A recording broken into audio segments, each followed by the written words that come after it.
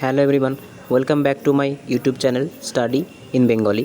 RRB group D 2025-এর জন্য general সায়েন্সের যে সিরিজটা আমরা কমপ্লিট করছিলাম আজকে তার আরও একটা সেশন আমরা নিয়ে এসেছি। তাহলে চলো দেরি না করে শুরু করা যাক। আজকের প্রথম প্রশ্ন দেখো কী বলেছে, নিম্নলিখিত কোনটি কার্বনের একটি অ্যালোট্রপ। দেখো সবার প্রথমে তোমাদেরকে কিন্তু এই অ্যালোট্রপ শব্দের মানে জানতে হবে। দেখো এই অ্যালোট্রপ শব্দের মানে কিন্তু হয়ে যাচ্ছে রূপভেদ, ঠিক আছে। এমন কিন্তু একটা মাত্রই মৌল আছে যেটা কিন্তু বিভিন্ন রকমের রূপ আছে, সেটার নাম কি? সেটার নাম কিন্তু হয়ে যাচ্ছে কার্বন। এর কিন্তু অনেকগুলো অ্যালোট্রপ বা রূপভেদ আছে। তো বলেছে এর ভেতর থেকে কোনটা কার্বনের একটি অ্যালোট্রপ, ঠিক আছে। কার্বনের একটি অ্যালোট্রপ কি বলেছে দেখো, ব্যাক টু ব্যাক চারটে অপশান দিয়েছে। কী কী অপশান দিয়েছে? হিরে দিয়েছে, গ্যাস কার্বন দিয়েছে, চারকোল দিয়েছে আর ওপরে সবকটি দিয়েছে। তো সঠিক অ্যান্সার কী হয়ে যাবে? মনে রাখবে সবকটি কিন্তু হয়ে যাচ্ছে কার্বনের অ্যালোট্রপ বা কার্বনের অ্যালোট্রপ, ঠিক আছে। এক্ষেত্রে হিরেও কিন্তু কার্বনের একটা অ্যালোট্রপ, গ্যাস কার্বনও অ্যালোট্রপ, আবার চারকোলও কিন্তু আমাদের এই যে কার্বন আছে কার্বনের কিন্তু অ্যালোট্রপ। এবার দেখো এখানে কিন্তু কার্বনের আর একটা কিন্তু খুব ফেমাস অ্যালোট্রপ আছে যেটা কিন্তু হয়ে যাচ্ছে C60, ঠিক আছে। যেটাকে কি বলা হয়ে থাকে? যেটার আর একটা নাম কিন্তু হয়ে থাকে ফুলারিন, ঠিক আছে। যেটার আর একটা নাম কিন্তু হয়ে থাকে ফুলারিন। আশা করি বুঝতে পেরেছো। নেক্সট কোশ্চেনে আমরা যাব। পরবর্তী কোশ্চেন কি বলেছে দেখো, আজকে 2 নম্বর কোশ্চেন, যে মানব শুক্রাণুতে কতগুলি ক্রোমোজোম থাকে। দেখো খুব সোজা একটা কোশ্চেন, কিন্তু একটু কনসেপ্ট তোমাদেরকে শিখতে হবে। দেখো মানব শুক্রাণুতে কতগুলো ক্রোমোজোম থাকে আমরা কি জানি? আমরা কিন্তু জানি যে একটা তোমার যে গ্যামেট তৈরি হয়, ঠিক আছে। একটা যে গ্যামেট তৈরি হয় সেই গ্যামেটের মধ্যে কতগুলো সেল থাকে না, গ্যামেটের মধ্যে কিন্তু 46টা তোমার হচ্ছে ক্রোমোজোম থাকে, ঠিক আছে। 46টা কিন্তু ক্রোমোজোম থাকে। এইবার এই 46টা ক্রোমোজোম তারা কোথা থেকে পায়? তো মনে রাখবে যে গ্যামেট থাকে সেটা কিন্তু মায়ের দিক থেকে, ঠিক আছে। মায়ের দিক বলতে কোন দিকটা? মায়ের দিক কিন্তু XX হয়ে যায়, আর বাবার দিক কী হয়? বাবার দিক কিন্তু XY হয়ে যায়। তো মনে রাখবে মায়ের দিক থেকে সে কতগুলো পায়? মায়ের দিক থেকে সে কিন্তু 23টা ক্রোমোজোমের পেয়ার পায়, ঠিক আছে। আর বাবার দিক থেকে কিন্তু 23টা ক্রোমোজোমের পেয়ার পায়। তো সঠিক অ্যান্সার কী হবে? এখানে শুক্রাণু বলেছে, অর্থাৎ এটা কিন্তু বাবার সাথে সম্পর্কযুক্ত, কারণ পুরুষদের ক্ষেত্রে কিন্তু শুক্রাণু দেখতে পাওয়া যায়। তো সঠিক অ্যান্সার কী হবে? সঠিক অ্যান্সার কিন্তু হয়ে যাবে 23টা, ঠিক আছে। যে মানব শুক্রাণুতে কতগুলো ক্রোমোজোম থাকে? মানব শুক্রাণুতে কিন্তু 23টা ক্রোমোজোম থাকে। নেক্সট কোশ্চেন আমরা দেখে নেব। পরবর্তী কোশ্চেন কি বলেছে, আজকের 3 নম্বর কোশ্চেন, যে অ্যাসিটিক অ্যাসিডের 5 থেকে 8% দ্রবণকে কী বলা হয়। খুব ইজি একটা কোশ্চেন, আমরা কিন্তু ক্লাস 10এও এই কোশ্চেনটা পড়ে এসেছি, ঠিক আছে। ক্লাস 9-10এও কিন্তু এই কোশ্চেনটা আমরা পড়ে এসেছি। যারা ওল্ড সিলেবাসের আছো তারা কিন্তু এই টপিকটা খুব ভালো করে পড়েছো। তো দেখো অ্যাসিটিক অ্যাসিডের 5 থেকে 8% দ্রবণকে কী বলা হয়? তো মনে রাখবে অ্যাসিটিক অ্যাসিডের যে 5% দ্রবণ আছে, 5 থেকে 8% দ্রবণ আছে, সেটাকে কিন্তু ভিনিগার বলা হয়ে থাকে। আর ভিনিগার কোন কাজে ব্যবহার করা হয়ে থাকে আমরা কিন্তু সকলেই জানি, ঠিক আছে। ভিনিগার কিন্তু তোমার হচ্ছে যে খাদ্য প্রক্রিয়াকরণ শিল্প, এক কথায় কিন্তু খাবারকে নরম করার জন্য, ঠিক আছে। খাবারকে নরম করার জন্য কিন্তু আমাদের ভিনিগারটা ব্যবহার করা হয়ে থাকে। এবার এই ভিনিগারের ফর্মুলা কি? তো মনে রাখবে ভিনিগারের যে রাসায়নিক ফর্মুলা আছে সেটা কি? সেটা কিন্তু হয়ে যাচ্ছে CH3COOH, ঠিক আছে। এটা কিন্তু কি? এটা কিন্তু ভিনিগারের রাসায়নিক ফর্মুলা। আশা করি বুঝতে পেরেছো। নেক্সট কোশ্চেন আমরা দেখে নেব। পরবর্তী কোশ্চেন কি বলেছে, আজকে 4 নম্বর কোশ্চেন। দেখো কি বলেছে আজকে 4 নম্বর কোশ্চেনটা, যে নিচের কোনটি তরল যোগ কলা, ঠিক আছে। তরল যোগ কলা মানে কি? এখানে কিন্তু মনে রাখতে হবে তরল যোগ কলা মানে কিন্তু হয়ে যায়, দেখো যোগ কলাকে কী বলে? যোগ কলাকে কিন্তু বলে হচ্ছে তোমার কানেকটিভ টিস্যু, ঠিক আছে। যোগ কলাকে কী বলে? যোগ কলাকে কিন্তু বলে হচ্ছে কানেকটিভ টিস্যু। এবার এই কানেকটিভ টিস্যু কিন্তু কী বলেছে? তরল, অর্থাৎ লিকুইড, ঠিক আছে। যেটা কিন্তু লিকুইড ফর্মে আছে। যোগ কলা মানে কি? যোগ কলা মানে কিন্তু হচ্ছে সেই ধরনের কলা বা টিস্যু যেটা কিন্তু আমাদের বডির একটা পার্টের সাথে আর একটা পার্টকে কানেক্ট করে রাখে, আর সেক্ষেত্রে বলেছে তরল যোগ কলা। তো লিকুইড কানেকটিভ টিস্যু কোনটার মধ্যে থেকে? দেখো কী কী অপশান দিয়েছে। অপশান দিয়েছে হাড় দিয়েছে, ঠিক আছে। হাড় দিয়েছে মানে আমাদের যে বোনস আছে সেই বোনস অপশান দিয়েছে। তারপরে কি দিয়েছে? পেশি দিয়েছে, প্লাজমা দিয়েছে আর রক্ত দিয়েছে। তো সঠিক অ্যান্সার কী হবে? মনে রাখবে সঠিক অ্যান্সার কিন্তু হয়ে যাচ্ছে রক্ত বা ব্লাড, ঠিক আছে। রক্ত বা ব্লাড কিন্তু হয়ে যাচ্ছে আমাদের সঠিক অ্যান্সার। দেখো ব্লাড কি? ব্লাড কিন্তু হচ্ছে একটা তরল যোগ কলা বা একটা কানেকটিভ টিস্যু, ঠিক আছে। এবার দেখো এখানে কি আছে, এখানে কিন্তু আমাদের দেখো হাড়ও বলেছে। দেখো সঠিক অ্যান্সারটা তো রক্ত আমরা পেয়ে গেলাম, এখানে দেখো হাড় বলেছে। হাড় কি? হাড় কিন্তু তোমার হচ্ছে সলিড কানেকটিভ টিস্যু, ঠিক আছে। Solid connective tissue. এক্ষেত্রে পেশি যেটা আছে, ঠিক আছে, আমাদের যে পেশি আছে সেটাও কিন্তু সলিড কানেকটিভ টিস্যু। দেখো নেক্সট কোশ্চেন আমরা দেখে নেব। পরবর্তী কোশ্চেন কি বলেছে আজকের 5 নম্বর কোশ্চেন, যে অক্সিজেনের 1 মোল, ঠিক আছে, এটা মোল হয়ে যাবে, যে অক্সিজেনের 1 মোল পরমাণুর ওজন 16 গ্রাম হলে ওজন গ্যাসের আণবিক ভর কত। দেখো সবার প্রথম তোমাদেরকে মনে রাখতে হবে, দেখো অক্সিজেনের 1 মোল অণুর ভর কত বলেছে? 1 মোল পরমাণুর ভর কিন্তু বলেছে তোমার হচ্ছে 16 গ্রাম, ঠিক আছে। আর ওজনে কত থাকে? ওজনে কিন্তু 3টে পরমাণু থাকে, তাই এক্ষেত্রে কিন্তু কী করতে হবে? 16কে কিন্তু 3 দিয়ে গুণ করতে হবে। তো 16কে 3 দিয়ে গুণ করলে আমরা কত পাবো? তো আমরা কিন্তু 48 গ্রাম পাবো। আবারও বলছি, দেখো কি বলেছে, অক্সিজেনের একটা পরমাণু মানে কি? এই যে নিচে 1 থাকবে, ঠিক আছে। O1 এর যে তোমার হচ্ছে ওজন সেটা সেটা কত বলেছে, সেটা কিন্তু বলেছে 16 গ্রাম। এক্ষেত্রে দেখো ওজন কি, আমরা কিন্তু জানি যে ওজন গ্যাসের যে ফর্মুলা হয়ে থাকে, ঠিক আছে, ওজন গ্যাসের যে ফর্মুলা হয়ে থাকে সেটা কিন্তু O3 হয়ে থাকে। দেখো এই জন্য কিন্তু এখানে 3 হচ্ছে, তাই এখানে যদি 1-এর জন্য 16 হয় তাহলে এখানে 3-এর জন্য কত হবে, 16 গুণ 3 অর্থাৎ 48 গ্রাম কিন্তু আমাদের সঠিক অ্যান্সার হয়ে যাবে। আশা করি বুঝতে পেরেছো। নেক্সট কোশ্চেন আমরা দেখে নেব। পরবর্তী কোশ্চেন কি বলেছে, আজকে 6 নাম্বার কোশ্চেন, যে 98 গ্রাম সালফিউরিক অ্যাসিডে কত মোল, ঠিক আছে, আবার দেখো একটু টাইপিং মিস্টেক আছে, একটু অ্যাডজাস্ট করবে, ঠিক আছে। কি বলেছে যে 98 গ্রাম সালফিউরিক অ্যাসিডে কত মোল অণু আছে, ঠিক আছে। দেখো 98 গ্রাম বলেছে, কিন্তু এইবার কিন্তু সবার প্রথম এই অঙ্কটা করার জন্য আমাদের সালফিউরিক অ্যাসিডের ফর্মুলাটা জানতে হবে। তো সালফিউরিক অ্যাসিডের ফর্মুলা কি, সালফিউরিক অ্যাসিডের ফর্মুলা কিন্তু হয়ে যাচ্ছে H2SO4, এটা কিন্তু সালফিউরিক অ্যাসিডের ফর্মুলা। এইবার দেখো তোমাদেরকে কি করতে হবে, তোমাদেরকে কিন্তু জানতে হবে যে কোনটার পারমাণবিক ভর কত। দেখো এখানে হাইড্রোজেন কতগুলো বলেছে, হাইড্রোজেন কিন্তু দুটো বলেছে। হাইড্রোজেন দুটো মানে কত, আমরা কিন্তু জানি যে হাইড্রোজেনের আণবিক ভর সেটা কত, সেটা কিন্তু হয়ে যাচ্ছে তোমার 1। আর হাইড্রোজেন কতগুলো আছে, দুটো আছে, ঠিক আছে। সেক্ষেত্রে এখানে 1 × 2 করব। সালফার কত, সালফারের কিন্তু যে আণবিক ভর আছে সেটা কত হয়, সালফারের যে আণবিক ভর হয় সেটা কিন্তু হয়ে যাচ্ছে 16। আর সালফার কটা আছে, সালফার কিন্তু একটা আছে, সেই কারণের জন্য কিন্তু আমরা এখানে একটা লিখলাম। আর এখানে আমাদের যে অক্সিজেন আছে, অক্সিজেনের আণবিক ভর কত, অক্সিজেনের যে আণবিক ভর আছে, ঠিক আছে, এখানে মনে হচ্ছে একটু ভুল করেছি, হ্যাঁ এখানে একটুখানি ভুল আছে। দেখো এখানে যে সালফার আছে সেই সালফারের যে আণবিক ভর সেটা 16 নয়, ঠিক আছে, সালফারের যে আণবিক ভর সেটা কিন্তু হয়ে যাচ্ছে 32, ঠিক আছে। তাই এখানে কিন্তু 32 গুণ 1 হবে, কারণ এখানে সালফারের একটা আছে। আর এবার দেখো এখানে অক্সিজেন আছে, অক্সিজেনের আণবিক ভর একটু আগে আমরা কত জানলাম, আমরা জানলাম হচ্ছে 16, তাই 16 গুণ কত হবে, 16 গুণ 4টে কিন্তু এখানে পরমাণু আছে। এবার দেখো জাস্ট কী করতে হবে, জাস্ট কিন্তু প্লাস করতে হবে। তো এখানে 2 আছে, এখানে আমরা পাচ্ছি কত, এখানে পাচ্ছি কিন্তু আমরা 32, আর এখানে কিন্তু আমরা কত পাচ্ছি, এখানে কিন্তু আমরা পাচ্ছি হচ্ছে 4 কত হয়, তো 4 কিন্তু হয়ে যাচ্ছে তোমার 64, ঠিক আছে। এবার কি করতে হবে, এইবার আমাদেরকে কিন্তু যোগ করতে হবে। দেখো আমরা যোগ করলে কত পাবো, দেখো এখানে যদি আমরা সাইডের দিকে যোগ করি তাহলে এখানে আমরা পাচ্ছি 64, ঠিক আছে। তারপরে কত পাচ্ছি, তারপরে পাচ্ছি 2, আর তারপরে কিন্তু পাচ্ছি 32। তো দেখো এখানে কত হচ্ছে, 4 আর 2 6 আর 2 8, আর এখানে কিন্তু পাচ্ছি তোমার হচ্ছে 6 আর 3 9, এখানে তাহলে কত পাচ্ছি, এখানে কিন্তু 98 পাচ্ছি। অর্থাৎ আমরা দেখতে পেলাম যে আমাদের যে সালফিউরিক অ্যাসিড আছে সেই সালফিউরিক অ্যাসিডের যে একটা তোমার হচ্ছে মোল আছে, অর্থাৎ একটা যে তোমার মলিকিউল আছে সেই একটা মলিকিউলে কিন্তু 98 গ্রামই অণু আছে। এইবার দেখো যেটা আমাদের করতে হবে, তো আমরা কি পেলাম, আমরা কিন্তু পেলাম যে সালফিউরিক অ্যাসিডের, ঠিক আছে, সালফিউরিক অ্যাসিডের যে তোমার হচ্ছে একটা মোলের যে ওজন সেটা কিন্তু 98 গ্রামই। আর আমাদের কিন্তু 98 গ্রাম সালফিউরিক অ্যাসিডেরই ওজন বের করতে দিয়েছে।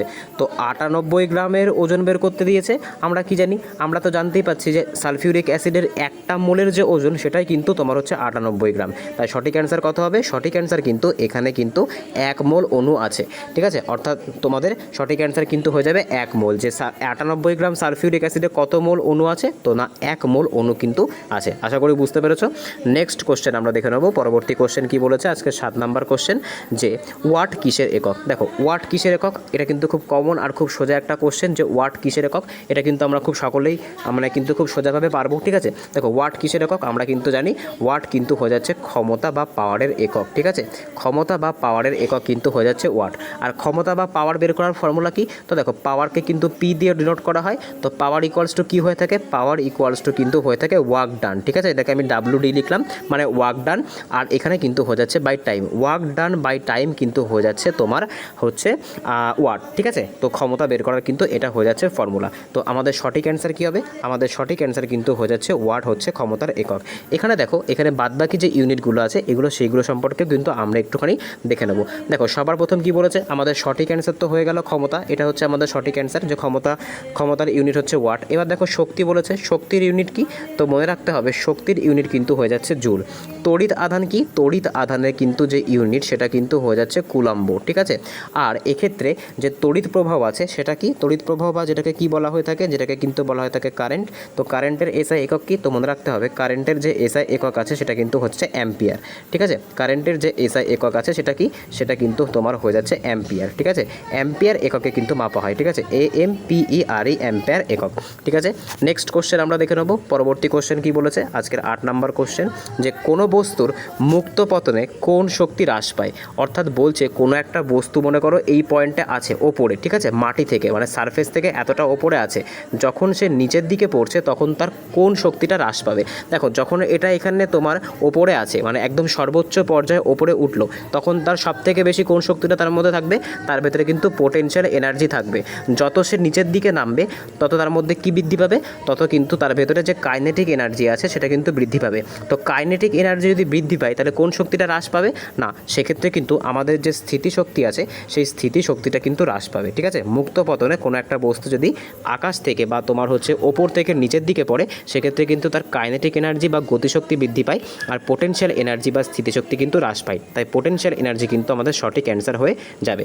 নেক্সট কোশ্চেন আমরা দেখে নেব। পরবর্তী কোশ্চেন কি বলেছে? আজকে 9 নাম্বার কোশ্চেন, একটা ফিজিক্সের অঙ্ক দিয়েছে যে 1 কেজি ভরের একটি বস্তুকে মাটি থেকে 10 মিটার ওপরে তুললে কৃতকার্যের পরিমাণ কত হবে যখন G equals to 9.8 metre per second square? খুব সোজা একটা অঙ্ক, স্থিতিশক্তির অঙ্ক দিয়েছে। তো স্থিতিশক্তির অঙ্ক করতে গেলে আমাদের কী ফর্মুলা দরকার? আমাদের কিন্তু একটা ফর্মুলা দরকার, সেটা কিন্তু হয়ে যাচ্ছে mgh, ঠিক আছে। এই ফর্মুলায় কিন্তু আমাদেরকে অঙ্কটা করতে হবে। তো এখানে আমরা কি করব? সবার প্রথম আমাদের যে ফর্মুলা আছে সেই ফর্মুলাটাকে লিখি।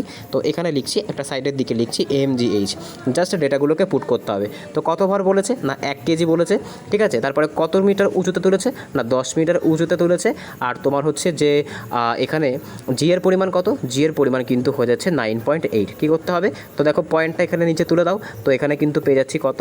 না 98 জুল। কেন জুল? কারণ কৃতকার্যের পরিমাণ সবসময় কিসে বেরোয়? তো কৃতকার্যের পরিমাণ কিন্তু সবসময় জুলে বেরোয়, তাই 98 জুল কিন্তু আমাদের সঠিক অ্যান্সার হয়ে যাবে, ঠিক আছে। আশা করি বুঝতে পেরেছো। না বুঝতে পারলে অবশ্যই কমেন্টে জানাবে, তোমাদের কোশ্চেনের বা তোমাদের যে প্রবলেমগুলো হবে সেগুলো কিন্তু সলভ করা হবে।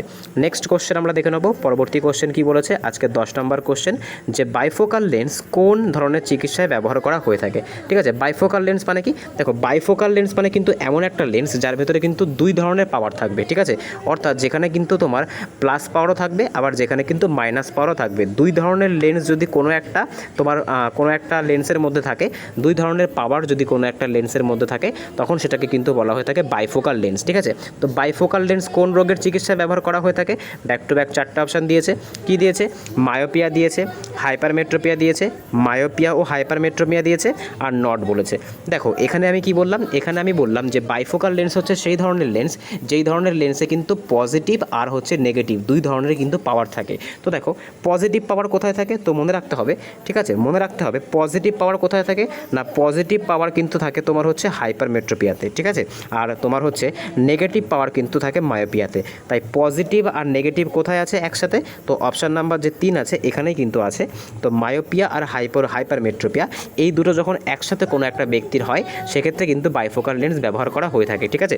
নেক্সট কোশ্চেন আমরা দেখে নেব। পরবর্তী কোশ্চেন কি বলেছে? আজকের 11 নম্বর কোশ্চেনটা দেখি কি বলেছে। নিচের কোন ভৌতিক রাশিটি কখনো পরিবর্তন হয় না? অর্থাৎ কোন রাশিটি কখনো পরিবর্তন হয় না, সবসময় অপরিবর্তনীয় থাকে? কি থাকে? সবসময় কিন্তু অপরিবর্তনীয় থাকে। অর্থাৎ যেটা কিন্তু কোনো জায়গাতে তুমি নিয়ে গেলে সেটা চেঞ্জ হবে না। তুমি পৃথিবীতে রাখলেও সেটা যা তোমার হচ্ছে মানে ভ্যালু হবে, সেটা কিন্তু তুমি চাঁদে নিয়ে গেলেও সেই ভ্যালু হবে। তো সেই রাশিটার নাম কি? সেই রাশিটার নাম কিন্তু হয়ে যাচ্ছে ভর বা মাস, ঠিক আছে, ভর বা মাস। অনেক সময় কিন্তু এরকম অঙ্ক কিন্তু পরীক্ষাতে আসে যে কোনো একটা বস্তুর কোনো একটা বস্তুর ভর পৃথিবীতে 60 তোমার হচ্ছে যদি কেজি হয়, তাহলে তার ভর চাঁদে কত হবে? তো দেখো অনেকে কিন্তু ভুল করবে, কি করবে? 1/6 করে দেবে, অর্থাৎ 10 কেজি করে দেবে, কিন্তু সেটা কিন্তু ভুল। তোমাদের কাছে কিন্তু ওজন চাইনি, ওজন বললে কিন্তু 1/6 হয়ে যেত। তোমাদের কাছে কি চেয়েছে? তোমাদের কাছে কিন্তু ভরই চেয়েছে। মনে রাখতে হবে ভর কিন্তু কখনো পাল্টায় না। তাই কোনো একটা বস্তুর ভর যেটা পৃথিবীতে 60 কেজি, সেটা কিন্তু চাঁদে গেলেও 60 কেজি হবে। নেক্সট কোশ্চেন আমরা দেখে নেব। পরবর্তী কোশ্চেন কি বলেছে? আজকের 12 নম্বর কোশ্চেন, যে নিম্নলিখিত কোনটি অধাতু, অর্থাৎ কোনটা অধাতু বা নন মেটাল, ঠিক আছে। নন মেটাল মানে কি হতে পারে? নন মেটাল মানে কিন্তু তোমার হয়ে যাচ্ছে গ্যাস। এর ভেতর থেকে কোনটা একটা গ্যাস? তো দেখো ব্যাক টু ব্যাক 4টা অপশান দিয়েছে। লিথিয়াম দিয়েছে, সোডিয়াম দিয়েছে, ক্লোরিন দিয়েছে, আর পটাশিয়াম দিয়েছে। তো সঠিক অ্যান্সার কী হবে? সঠিক অ্যান্সার কিন্তু হয়ে যাচ্ছে ক্লোরিন। ক্লোরিন কিন্তু একটা গ্যাস, ঠিক আছে। এবার দেখো আমরা বাদবাকি যে এলিমেন্টগুলো আছে সেগুলোর যে অ্যাটমিক নাম্বার আছে সেটা একবার দেখব। তো সবার প্রথমে ক্লোরিনের কত? ক্লোরিনের কিন্তু 17। আর মনে রাখতে হবে ক্লোরিন কিন্তু একটা হ্যালোজেন গ্যাস, ঠিক আছে। ক্লোরিন কিন্তু একটা হ্যালোজেন গ্যাস। লিথিয়ামের কি? লিথিয়ামের অ্যাটমিক নাম্বার কিন্তু হচ্ছে 3। সোডিয়ামের কি? সোডিয়ামের কিন্তু হয়ে যাচ্ছে 11। আর পটাশিয়ামের কত? পটাশিয়ামের কিন্তু হচ্ছে 19, ঠিক আছে। আশা করি বুঝতে পেরেছো। নেক্সট কোশ্চেন আমরা দেখে নেব। পরবর্তী কোশ্চেন কি বলেছে? আজকে 13 নম্বর কোশ্চেন। কোশ্চেন যে পর্যায় সারণীর কোন গ্রুপটিকে শূন্য গ্রুপ বা জিরো গ্রুপ বলা হয়। দেখো পর্যায় সারণীর যে 18 নম্বর যে গ্রুপটা আছে সেই গ্রুপটাকে কি বলা হয়, সেই গ্রুপটাকে কিন্তু শূন্য গ্রুপ, ঠিক আছে, বা জিরো গ্রুপ বলা হয়। এটার কিন্তু আরেকটাও নাম আছে, এটাকে কিন্তু নোবেল গ্যাসের গ্রুপও বলা হয়ে থাকে, ঠিক আছে, নোবেল গ্যাস বা ইনআর্ট গ্যাসও বলা হয়ে থাকে। অর্থাৎ এই গ্রুপে যে সমস্ত গ্যাসগুলো আছে তারা কিন্তু কখনো কারোর সাথে রিয়াকশান করে না। অর্থাৎ এদের যে সর্ববহিস্থ কক্ষ আছে, যে আউটার মোস্ট শেল আছে, সেখানে কিন্তু সবসময় ইলেকট্রন দ্বারা ফিল্ড আপ থাকে, অর্থাৎ 8টা করে ইলেকট্রন কিন্তু ফিল থাকে। তো সঠিক অ্যান্সার কী হবে, সঠিক অ্যান্সার কিন্তু হয়ে যাবে 18, ঠিক আছে। তো পর্যায় সারণীর কোন গ্রুপটিকে শূন্য গ্রুপ বা জিরো গ্রুপ বলে, তো অপশান নাম্বার 4 18 কিন্তু আমাদের সঠিক অ্যান্সার হয়ে যাবে। নেক্সট কোশ্চেন আমরা দেখে নেব, পরবর্তী কোশ্চেন কি বলেছে আজকের 14 নম্বর কোশ্চেন, একা সিলিকনের অপর নাম কি। দেখো একা সিলিকনের অপর নাম কি, এটা কিন্তু তোমাদেরকে আমি আগেও করিয়েছি, তাই এই কোশ্চেনের যে অ্যান্সারটা আছে সেটা কিন্তু আমি তোমাদেরকে বলবো না, এটা তোমরা আমাকে কমেন্টে জানাবে, ঠিক আছে, তোমরা কিন্তু আমাকে এটা কমেন্টে জানাবে, এটা তোমাদের জন্য একটা HW থাকলো, এটা কিন্তু তোমাদেরকে আগে করিয়েছি, ঠিক আছে, একটা HW তোমাদেরকে দিলাম, অবশ্যই কিন্তু তোমরা কমেন্টে জানাবে। নেক্সট কোশ্চেন আমরা দেখে নেব, পরবর্তী কোশ্চেন কি বলেছে আজকের 15 নম্বর কোশ্চেন, যে একটি পরমাণুর চতুর্থ কক্ষে বা ফোর্থ সেলে সর্বাধিক কতগুলো ইলেকট্রন থাকতে পারে। তো এর জন্য কিন্তু একটা ফর্মুলা আমরা শিখেছি, ফর্মুলা কি 2n², ঠিক আছে, যেখানে n মানে কি, যেখানে n মানে কিন্তু হয়ে যাচ্ছে তোমার নাম্বার অফ শেল, ঠিক আছে, n মানে কি, n মানে কিন্তু হয়ে যাচ্ছে নাম্বার অফ শেল। দেখো এইবার আমাদের কত নাম্বার শেল বলেছে, আমাদের কিন্তু 4 নাম্বার শেল বলেছে, তো n ইকুয়ালস টু আমাদের কত নিতে হবে, 4 নিতে হবে। তো আমরা যদি এখানে ফর্মুলাটা পুট করি তাহলে আমরা দেখতে পাচ্ছি কত, এখানে হচ্ছে 2 আর এখানে কিন্তু 4-এর স্কোয়ার করতে হবে। তো 4-এর স্কোয়ার করলে কত পাবো, 4-এর স্কোয়ার করলে কিন্তু পাবো 16, তাই 16 দুগুণে 32 কিন্তু আমাদের সঠিক অ্যান্সার হয়ে যাবে, যে একটি পরমাণুর চতুর্থ কক্ষে সর্বাধিক কিন্তু 32টা ইলেকট্রন থাকতে পারে। নেক্সট কোশ্চেন আমরা দেখে নেব, পরবর্তী কোশ্চেন কি বলেছে আজকে 16 নম্বর কোশ্চেন, যে জন ডাল্টন নিম্নলিখিত কোন তত্ত্বটি প্রদান করেন, ঠিক আছে। জন ডাল্টন আমরা কিন্তু সকলেই জন ডাল্টনের সম্পর্কে কিন্তু জানি, জন ডাল্টনকে কিন্তু যে পরমাণুবাদ আছে, ঠিক আছে, যে পরমাণুবাদ আছে সেই পরমাণুবাদের কি বলা হয়, পরমাণুবাদের কিন্তু জনক বলা হয় কাকে, জন ডাল্টনকে, ঠিক আছে। এবার দেখো তো পরমাণুবাদের সাথে সম্পর্কযুক্ত তিনি হবেন, দেখো সবার প্রথম যে কোশ্চেনটা, যে অ্যান্সারটা যেটা আমরা দেখতে পাচ্ছি অপশানটা, সেটাই কিন্তু আমাদের সঠিক অ্যান্সার হয়ে যাবে, জন ডাল্টনই কিন্তু হচ্ছে পরমাণুবাদ তত্ত্বের সাথে সম্পর্কযুক্ত। আমাদের বাদবাকি অপশানগুলো কিন্তু দেখতেও লাগলো না। নেক্সট কোশ্চেন আমরা দেখে নেব, পরবর্তী কোশ্চেন কি বলেছে আজকে 17 নম্বর কোশ্চেন, যে জিঙ্কের সাথে কপার সালফেটের বিক্রিয়ায় কি তৈরি হয়। দেখো এক্ষেত্রে কিন্তু তোমাদেরকে বিক্রিয়াটা জানতে হবে। তো কি বলেছে, জিঙ্কের সাথে কপার সালফেট, তো আমরা এখানে নিচে করার চেষ্টা করব।